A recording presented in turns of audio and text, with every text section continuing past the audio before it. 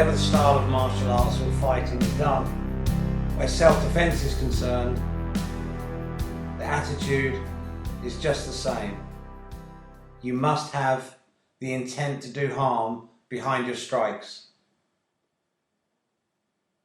Now, I don't personally believe in short 6-week self-defense courses, because I know from experience that what brings a good self-defense technique is hundreds and hundreds, if not thousands, of repetition.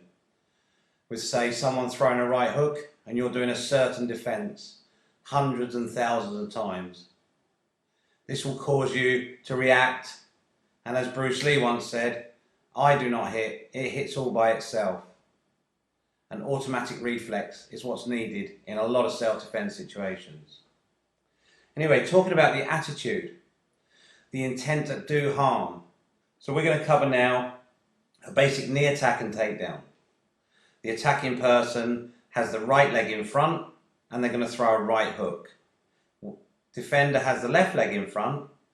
As the right hook is thrown, you move towards your opponent, getting your body and head close towards their right shoulder, so if they try to punch with their left, it's ineffective. As you move in close, the left arm comes up to check the punch, the right arm hooks behind the back of the neck or shoulder, and then you pull and knee with your right knee into the sternum. Before your right foot lands on the floor, you swing through to your left with your right leg and vigorously pull the right leg back and through their right leg, at the same time keeping hold of their left arm. Once they hit the floor, counter punch with a good punch to the ribs, or whichever position they land in gives a good target area. Very, very strong technique. Pulling someone onto your knee is very effective, and this is a good technique for a telegraph punch. This is no good against an experienced fighter, i.e. a boxer who can punch really well, or an experienced martial artist. But then again, they are not the people that are going to attack you in the street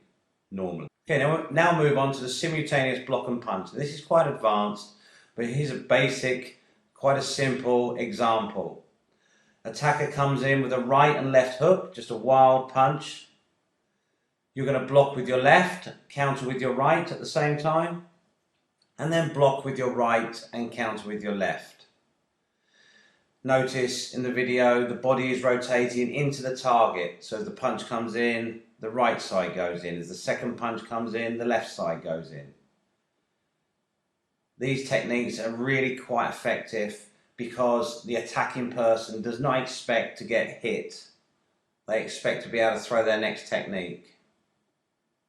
So these block and counter techniques are very effective.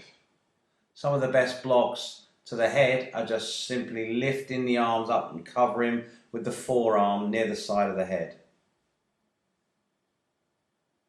Okay, in the video we're striking to the chest just for safety, but self-defense you would need to go to the head, which is obviously quite easy from there. As I've said before, the intent to do harm behind your strikes is so important.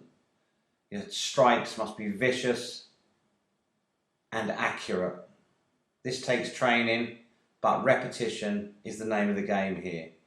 Having someone like the attacker I have here just throwing 2 punches and just keeping repeating, then gradually picking up speed, continually repeat, and in the end the move becomes automatic.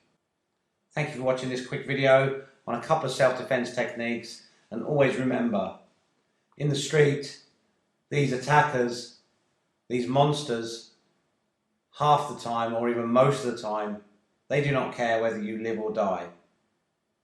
You must be strong and relentless in your counterattacks. My advice initially is, if you can get out of a situation, get out of it, even if it means running. It's just not worth it. More and more people are carrying knives, and that is a totally another ballgame. So if you can avoid the situation, that should be the priority. But if the doo-doo hits the fan, as they say, you must take extreme measures.